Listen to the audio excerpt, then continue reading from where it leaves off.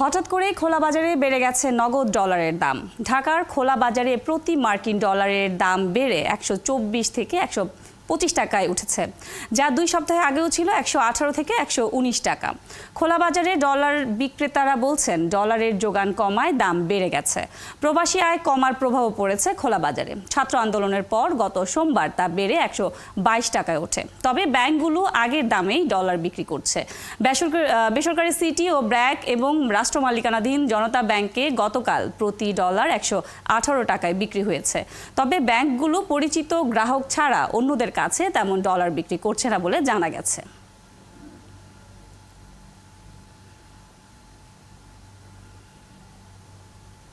দেশের খোলা বাজারে নগদ ডলারের দামে আবার অস্থিরতা শুরু হয়েছে। 2 সপ্তাহের ব্যবধানে প্রতি মার্কিন ডলারের দাম বেড়েছে 6 থেকে 8 টাকা।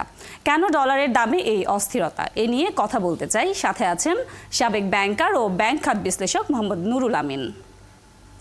মোহাম্মদ নুরুল আমিন, ডলারের দাম হঠাৎ বেড়ে যাওয়ার কারণ কি? কেউ কেউ বলছেন ব্যাংকিং চ্যানেলে প্রবাসী আয় আসা কমে যাওয়াই একমাত্র কারণ। আপনি কি বলবেন?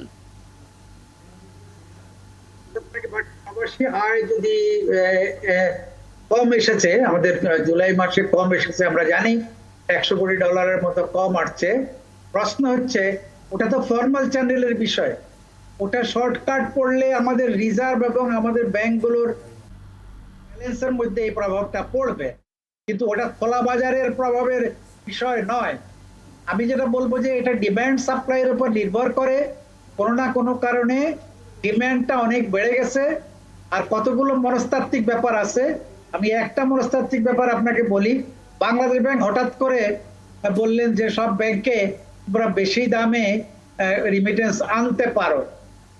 এতে মনস্তাত্ত্বিক ব্যাপারটা বললাম এই জন্য, একটা সাইকি ক্রিয়েট হয়েছে যে এখানে ডলারের বোধহয় শর্টেজ হচ্ছে, ডলার আরো আসা দরকার।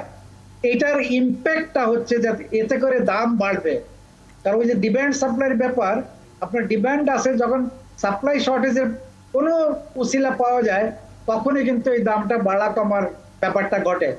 আরেকটি বিষয় হচ্ছে যে হ্যাঁ, রিমিটেন্স কম আসছে। রিমিটেন্স কম আসার সঙ্গে সরাসরি ডলারের বাইরের মার্কেটে দাম বাড়ার বিষয় নয়। বাইরের মার্কেট বলতে আমরা বুঝছি ব্যাংকের বাইরে যে মার্কেট, এর মধ্যে এক্সচেঞ্জ হাউসগুলো ইনক্লুডেড, আমাদের দেশি, এবং হুন্ডি যেটাকে প্রচলিত নামে আমরা ডাকি, সেটা তো আসেই। করোনা ডলারের ডিমান্ডটা বেড়েছে এবং ওই দিন বা আজকের জন্য এটা শর্ট ছিল। আমরাও জেনেছি এটা 124 টাকা 25 টাকা, কিন্তু ব্যাংকগুলো, আপনি আপনার কথায় যেটা বললেন যে 118, ব্যাংকগুলো কিন্তু আজকে 119-এ করেছেন বলে আমি জানতে পেরেছি। তারাও 119 ডলার বিক্রি করেছেন।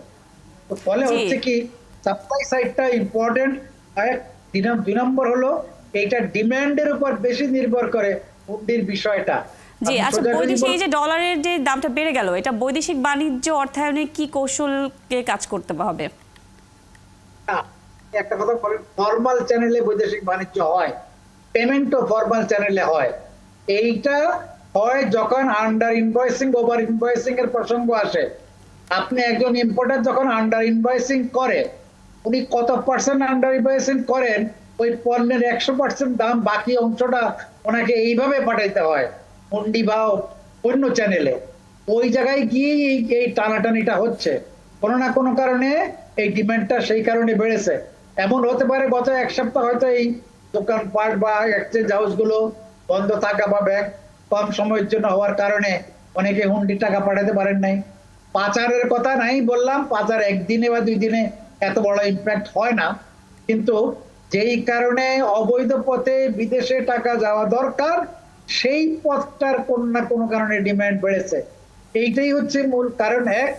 দ্বিতীয় যেটা বললাম, বাংলাদেশ আমরা যেটা দেখলাম যে হুন্ডিতেও আসছে ডলার, তো এখন কথা হচ্ছে খোলা বাজারে যে ডলারের দামটা বেড়ে গেল, এটা আমদানি এলসিতে কি ধরনের প্রভাব ফেলবে?